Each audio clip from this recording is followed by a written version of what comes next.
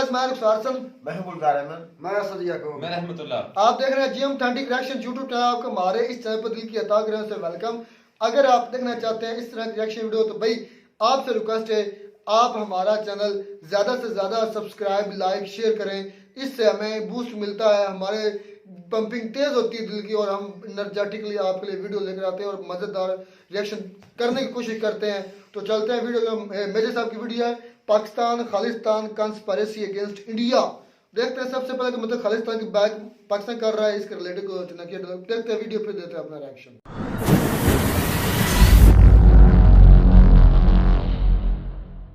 मेरा नाम बिलावल है, सॉरी मैं बताना भूल गया। हाँ बिलावल बताओ। मेजर साहब आज हम जलील नहीं हुए, क्या आप कुछ कर सकते हैं? अर्जेंटली कुछ कर सकते हैं? बोलो यार लिथियम तुम्हें क्यों चाहिए पाकिस्तानी? तुम क्या करोगे लिथियम का? हमने दे दिया, चलो हमने बोला कि आधा तुम्हारा आधा हमारा, तुम करोगे क्या इससे? भारत को कोई फर्क नहीं पड़ता इससे, क्योंकि भारत में तो औकात है नहीं किसी की ऐसा कुछ करे। भारत में तो कोई कुछ करेगा नहीं। ऐसा है कि शर्मा जी दोपहर का खाना दे देंगे और गुप्ता जी रात का खाना दे देंगे, इसके अलावा कोई पॉलिसी नहीं है। जय हिंद दोस्तों, मैं हूं मेजर गौरव आर्य और आप देख रहे हैं द चाणक्य डायलॉग्स। इस वीडियो को लाइक करिए, हमारे चैनल को सब्सक्राइब करिए और बेल आइकन दबाना बिल्कुल मत भूलिएगा। दोस्तों बड़ी खास खबर है और खबर यह है कि एक यूके ने एक रिपोर्ट निकाली है, यानी कि यूनाइटेड किंगडम इंग्लैंड ने एक रिपोर्ट निकाली है। और वो रिपोर्ट क्या कहती है?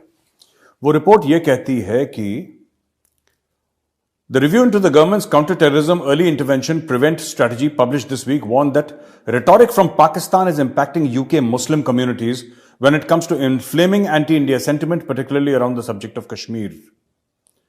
और इसमें लिखा है, the review carried out by Commissioner for Public Appointments William Shawcross also warns against a false narrative being disseminated by a tiny number of pro-Khalistan groups operating in the UK. I have seen evidence of UK extremist groups as well as Pakistani cleric with a UK following calling for the use of violence in Kashmir. I have also seen evidence demonstrating that flashpoints related to Kashmir lead to significant surge in interest from UK Islamists. ठीक है जी, एक तो ये बात है। दूसरी चीज, ये जिस रिपोर्ट की बात कर रहे हैं ना, मैं उसी रिपोर्ट से आपको पढ़ के बताता हूं।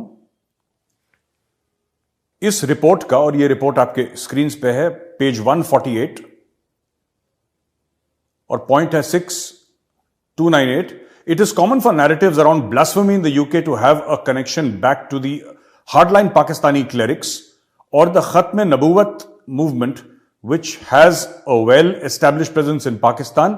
I have similar concerns over how rhetoric from Pakistan is impacting UK Muslim communities when it comes to inflaming anti-India sentiments. वही जो मैंने पहले बोला था।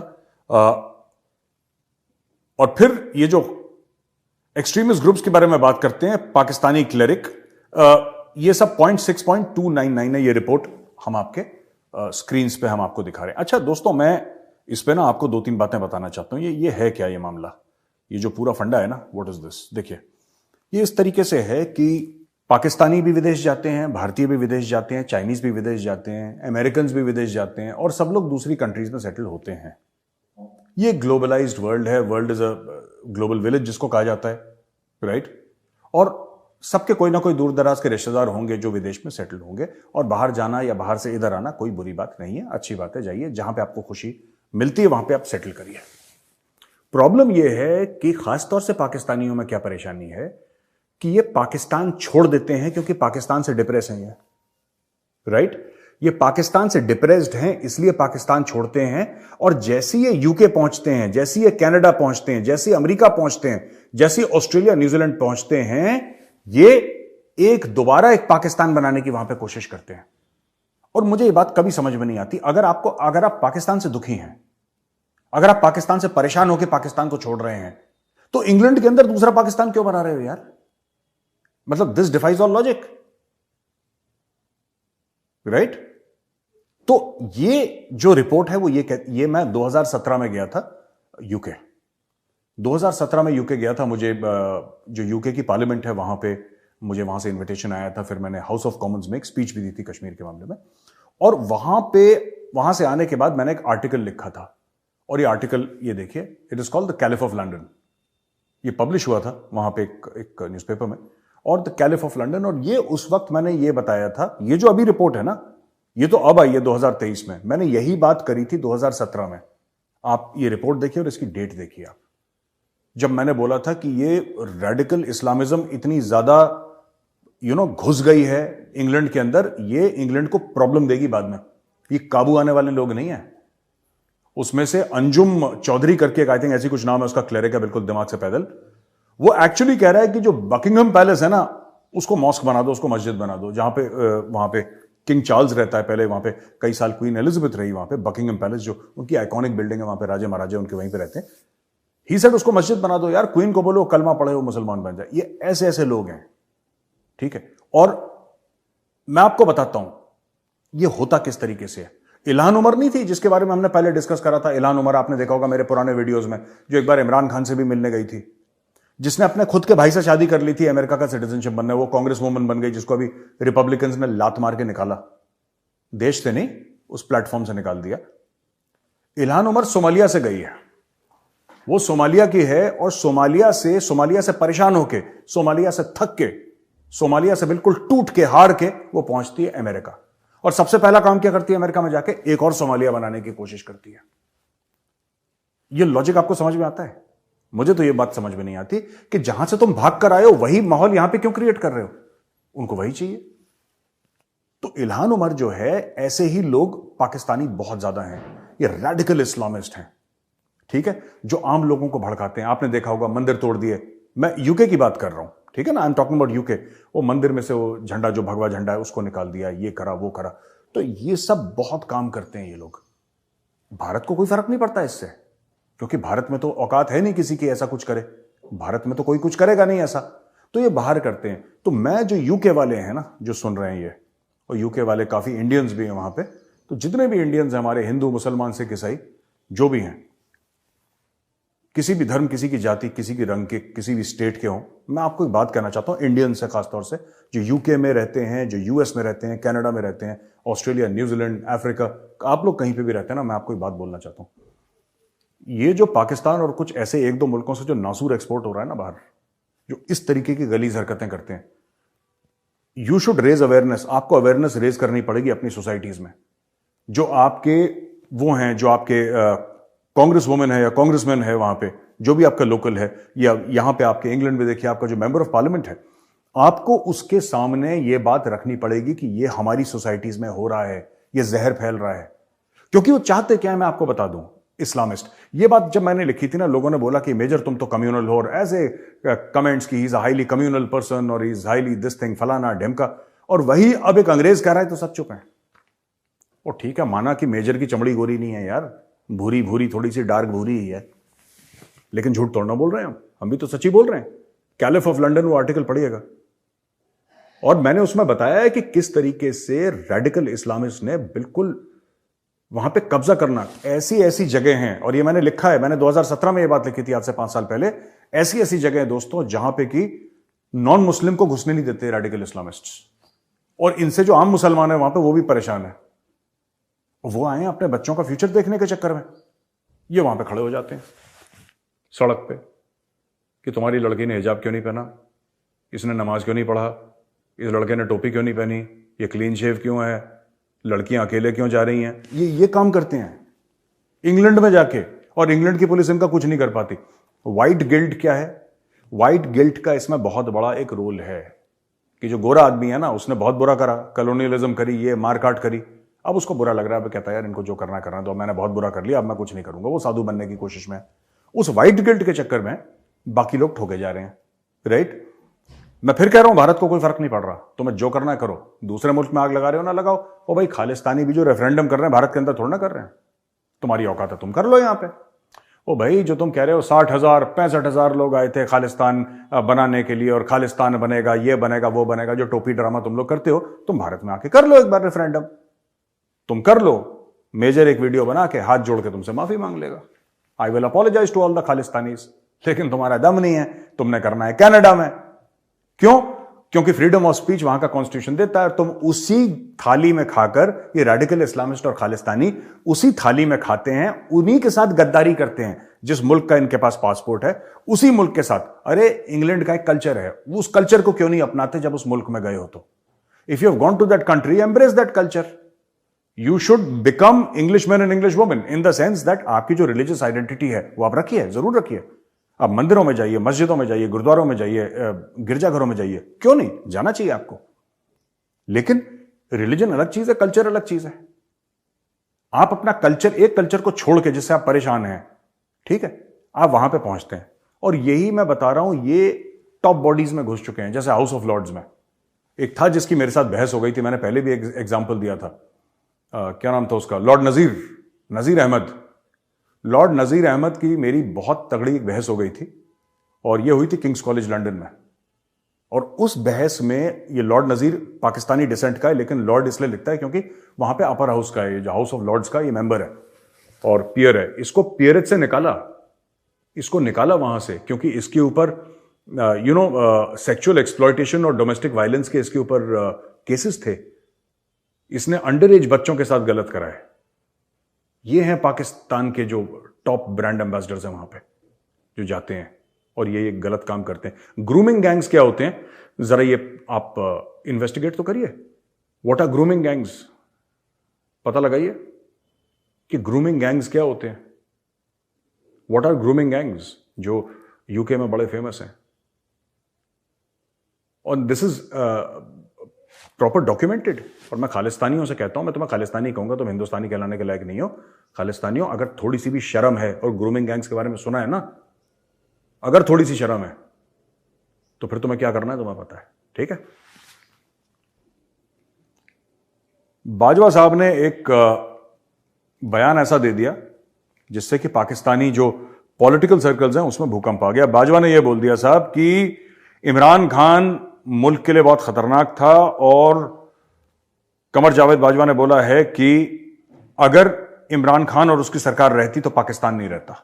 During a conversation with journalist Javed Chaudhary sahab एक बड़े सीनियर वरिष्ठ जर्नलिस्ट हैं पाकिस्तान के, मैं उनको देखता भी हूं, फॉलो भी करता हूं उनको, जावेद चौधरी साहब।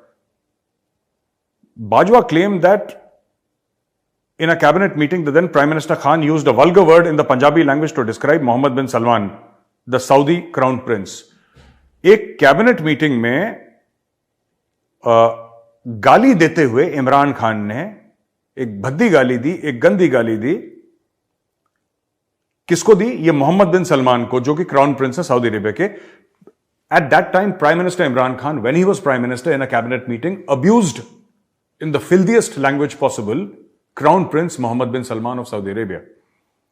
According to Bajwa, the incident was later reported to the Saudi ambassador in Islamabad by one of Khan's ministers, though the identity of the minister was not disclosed by the former army chief. Chaudhary then asked Bajwa why he did not save the PTI government. Bajwa replied that if he had acted in his own self-interest, he would have continued to support Imran Khan and retired with dignity, bidding farewell to him. However, he claimed that he chose to sacrifice his own image. अच्छा, basically Bajwa साहब ये कह रहे हैं कि साहब ये खान तो पागल है, इसको आता वाता कुछ है नहीं, इसको टांग दो, मुझे चोरी करने दो, बाकी सबको जेल में डालो। तो ये जो है ये खान ऐसे करता है। तो उन्होंने ये बोला कि भाई इमरान खान इतना खतरनाक हो गया था हमारे मुल्क के लिए, मैंने इसकी सरकार नहीं गिराई। ये दूसरे उसका हवाला दे रहा हूं मैं, दूसरी न्यूज क्लिपिंग का। उसने बोला मैंने सरकार नहीं गिराई, मैंने इसकी सरकार गिरने से बचाई नहीं, बस मैंने दखल अंदाजी नहीं करी। और हमने एक अंडरस्टैंडिंग कर ली थी अपनी आर्मी में कि यार हम पॉलिटिक्स में अब नहीं पड़ेंगे ज्यादा, हमने बहुत इस देश का बेड़ा गर्क करा है and we should not get involve in politics. तो इसने गाली दी उस प्रिंस मोहम्मद बिन सलमान को जिसके टुकड़ों पे पाकिस्तान पला है। अमेरिका के भी पाकिस्तान काफी लोगों के टुकड़ों में पला है, उसमें से एक मोहम्मद बिन सलमान भी है, ठीक है ना। तो उसको गाली दी और ये सब, और ये मोहम्मद बिन सलमान को पता लग गया कि इमरान खान ने ऐसी गाली दी है। फिर इमरान खान का गला सूख गया।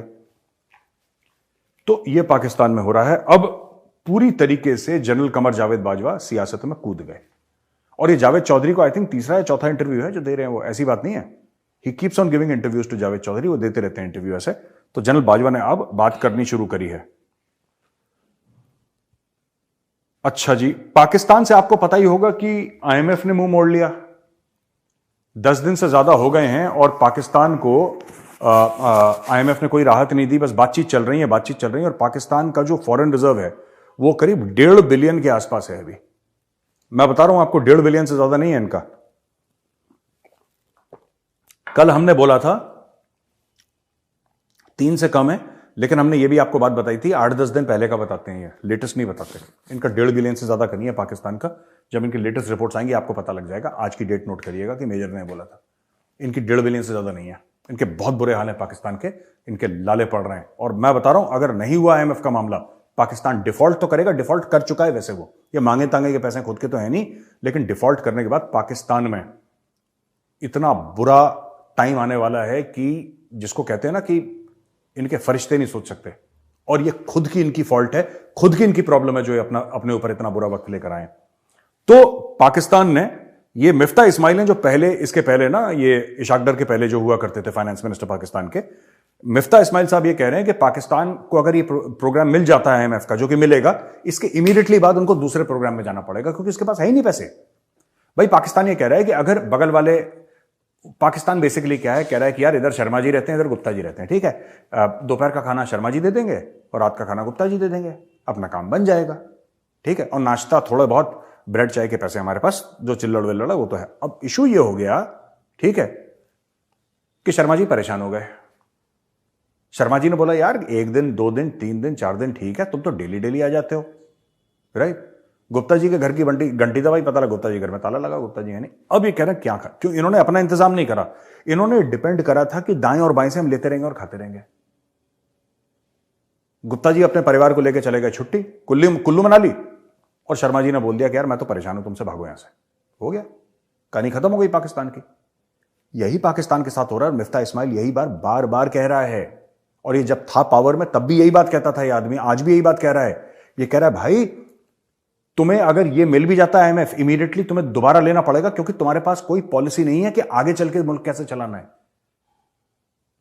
वही चीज है कि शर्मा जी दोपहर का खाना दे देंगे और गुप्ता जी रात का खाना दे देंगे, इसके अलावा कोई पॉलिसी नहीं है। जहां शर्मा जी ने बोला कि अच्छा ठीक है यार दोपहर का खाना नहीं, तुम एक काम करो, रात में 2 रोटी ले जाना मुझसे, ठीक है, अगर ये कहते हैं तो खत्म हुई। मेरे साहब ने काफी जारी बात, उनकी वीडियो लंबी भी होती है और काफी टॉपिक्स को टच भी करते हैं। आज जिस टॉपिक को उन्होंने टच किया, सबसे पहले तो मैं बात करना चाहूँगा पाकिस्तान जो कि उनके मुताबिक डिफ़ॉल्ट कर गया, और हमारे मुताबिक भी पाकिस्तान डिफ़ॉल्ट कर चुका है।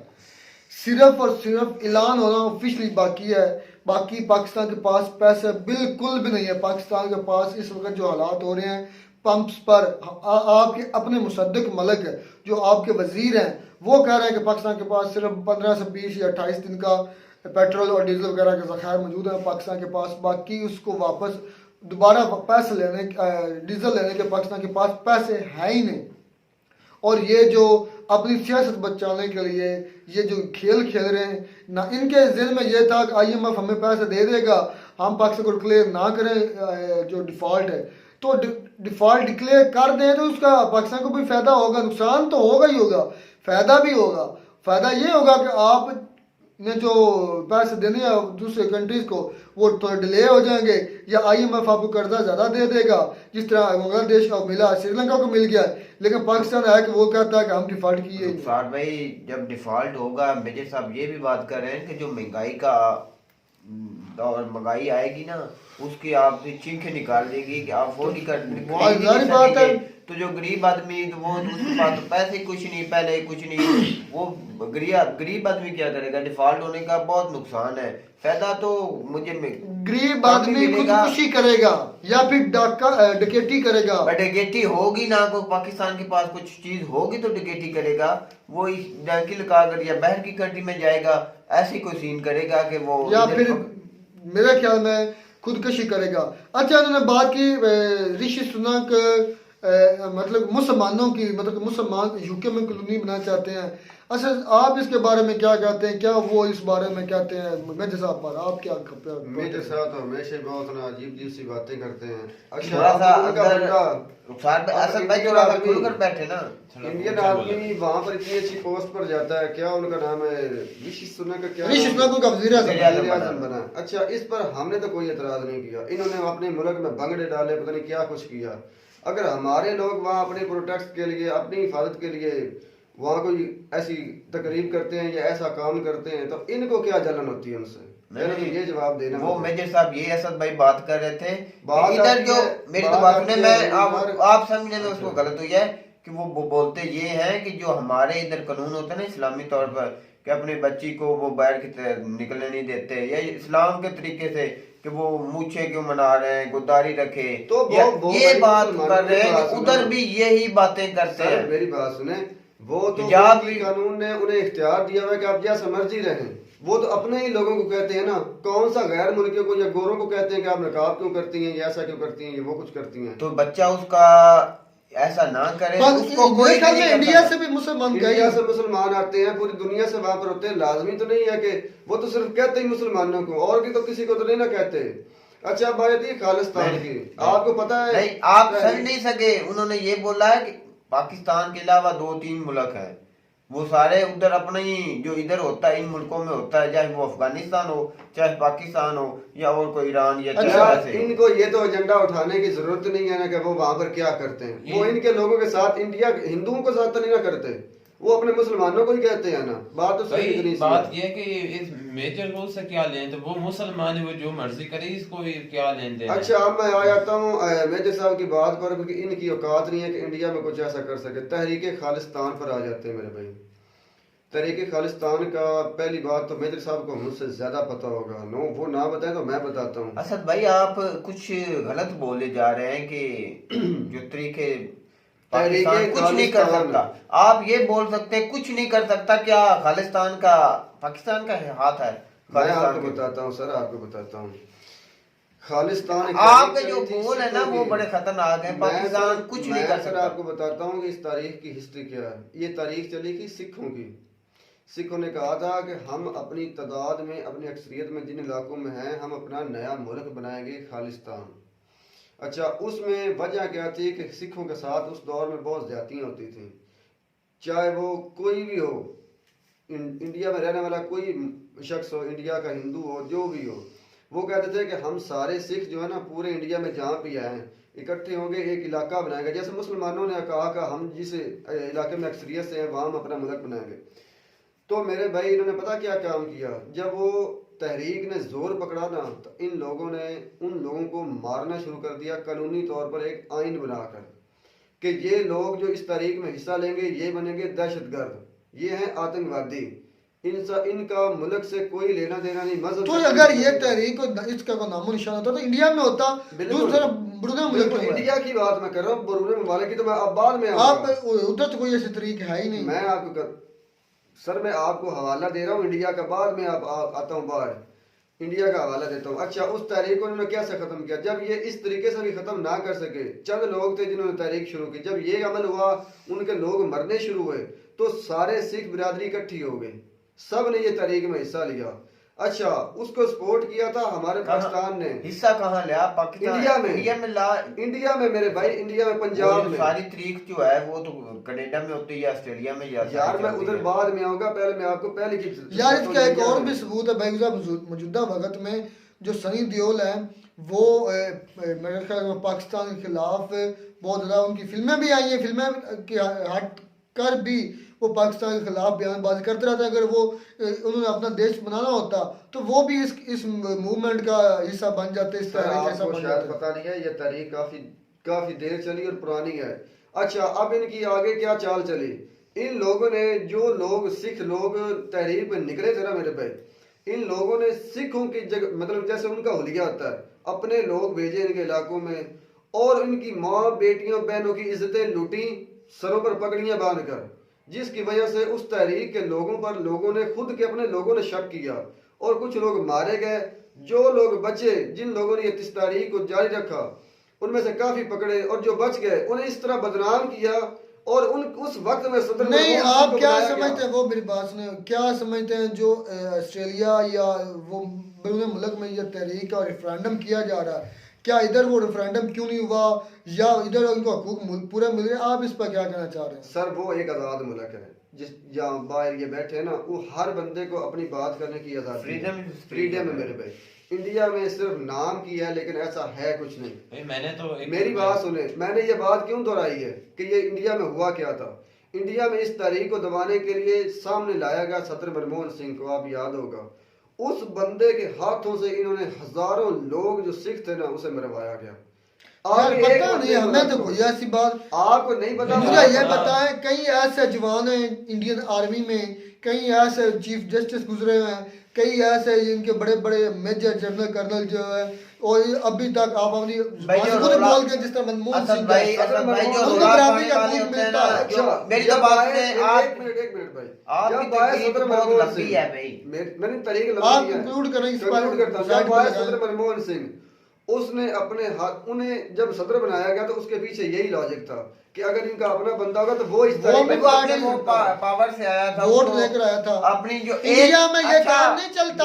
मेरी तो बात बात सुने, अच्छा, मैं एक उसकी- सिक्की हैं जो इंडिया को लीड कर रहे हैं, मेरी तो बात सुने, वो पूरा भारत है, पूरे भारत से उसको वोट मिला है, तो वो मनमोहन सिंह मिले, सर वजीर आज़म बने हैं आपको ना। पता नहीं, अभी भी इंडिया में कुछ रियासतें ऐसी हैं जो सिर्फ एक इल्हाक के जरिए बैठी हैं, वहां पर कानून का दूर दूर तक कोई नामो निशान नहीं है। जिस तरह तो बलोचिस्तान में भी हो रहा। सर मैं आपको बता रहा हूँ ना, अगर सेंट्रल देखा जाए ना इन दोनों मुल्कों का, तो वो पंजाब है। हमारे यहाँ भी पंजाब है, उधर भी पंजाब है। ये तहरीक उठी थी पंजाब से, जिसको दबाना और मारना काटना इनके लिए लाजमी था कि अच्छा, आप ये बात कर रहे हैं कि ये बरेसगीर का जो हिस्सा है ना पंजाब का, हाँ जी, ये बहुत मेन है, मेन है भाई। ये आपकी और हमारी नजर है, ये हम इधर बसते हैं, हमें पता चलता है कि ये खुद अच्छा मेजर साहब आप खुद जो बताएंगे। इधर से आए, गुजरात से या और किसी इलाके से हैं जो बड़े खुशहाल, मैं तो कहता हूँ इंडिया में सबसे डेवलपमेंट है ना वो गुजरात के Development की लिए मैं बात नहीं सबसे करता। ज्यादा जो मरकज उधर क्या है? आईटी का जो बड़े बड़े स्टेडियम है, दुनिया का सबसे बड़ा स्टेडियम गुजरात में है। तो सर, मेरी हम बात इधर बताएं। बसते हैं, हमें लगता है कि मुझे भाई एक हम बात सबसे बताएं, आगे हैं। वीडियो से अलग चले जाएंगे आप। मुझे एक बात बताएं, आपकी मरकजी अक्सरियत मुल्क में किस सूबे में है? पंजाब में ये तो उनकी पाकिस्तान में- मरकजी हैसियत किस सूबे में है? उनके सारे बड़े गुजरात की। उन गुजरात की गुजरात की नहीं मेरे भाई, गुजरात उनका की। पंजाब सबसे आगे है। नहीं भाई, ये नहीं, ऐसी बात मरकजी नहीं कर हुकूमत सकते। के लिहाज मरकजी- से देखो तो उनका पंजाब तो सबसे मोदी आगे साहब है। तो गुजरात से है ना। वो पंजाब भी यार है ना, किसी मुल्क पंजाब से भी भी है हो, ना। किसी असल शहर से में हो बात भाई। इतनी सी है भाई। अच्छा, ये तो बातें होगी, खालिस्तान तहरीक की बात आपने की, ये हो गया वो हो गया। मैं नहीं समझता क्योंकि उनके अपने इतने बड़े जर्नैल, उनके इतने बड़े वजीर आज़म सिख गुजरे, उनके फौज में सबसे ज्यादा जो होते हैं वो सिख होते हैं। पंजाब से ही होते हैं। और इनकी अपनी अपनी अब टीम है, वो देख रहे हैं, वो कौन नाम है जो एक सिख बॉलर है, वो लेफ्टी था उसका नाम, तो कोई भी नाम नहीं याद रहा। अच्छा, बात आप भाई बड़ी मजेदार, जावेद चौधरी और बाजवा की बात कि जावेद चौधरी ने कहा है कि बाजवा साहब ने ये मुझे बातें बताई हैं, हालांकि इसके बरक्स मैंने आज न्यूज़ सुन रहा था, उसके मुताबिक बाजवा साहब ने इनको गलत कहा है। उन्होंने कहा कि मैंने ऐसे इमरान खान के बारे में बातें नहीं की, ये अपने पास से छोड़ा है। तो ये तो उसकी सारी की सस्ती शोध लेने के लिए ये बातें, ये इस तरह के भी होते हैं। मैं यकीन कर कभी जो वायरल नहीं ना होता है रुखसार भाई, वो इमरान खान साहब इन में ना इन सब में ना मैं एक चीज देखी है, मैंने बड़े बड़े इनके अपने पाकिस्तान कॉलम निगार भी देखे, इन सब में 2-3 बंदे मुझे बहुत पसंद। मैं जावेद चौधरी को बड़ा अच्छा समझता था, लेकिन वो भी बहुत झूठ मारता, इतना झूठ मारता कि इसकी इंतहा ही नहीं है, पीछे देखते नहीं झूठ मारते हुए। इनमें जो भाई हमें उस वक्त अच्छे लगते थे, मेरी तो बात सुने, जब हमने दिखता नहीं पता, हमें हकीकत नहीं पता, हमें कुछ भी पता नहीं था, हम इस बोलते सिस्टम में सिस्टम दाखिल में भी हुए पढ़े थे। नहीं तो इसलिए अब वो पता अच्छे चला, लगते थे। अगर इनमें 2-3 ऐसे साथी हैं जो हकीकत में बात ठीक करते हैं, वो जहाँ गलत होता है इमरान खान वहाँ उनको गलत भी कहते हैं।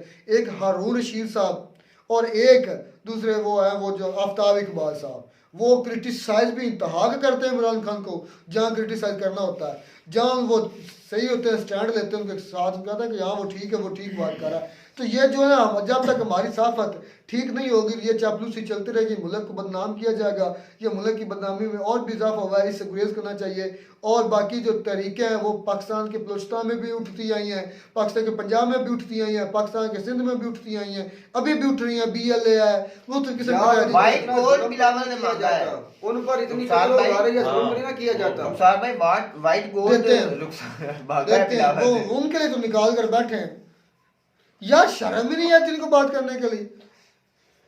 अच्छा, वो क्या किस बात लिहाज क्या से हुई? क्या बात यार क्या जम्मू हुई? में निकला नहीं वो जो लिथियम है, लिथियम निकला है, तो वो बोले कह रहे हैं कि हाफ उसमें में- हमारा भी है, हमें भी आधा दो, कौन कह रहे हैं? हमारी बिलावली साहबा।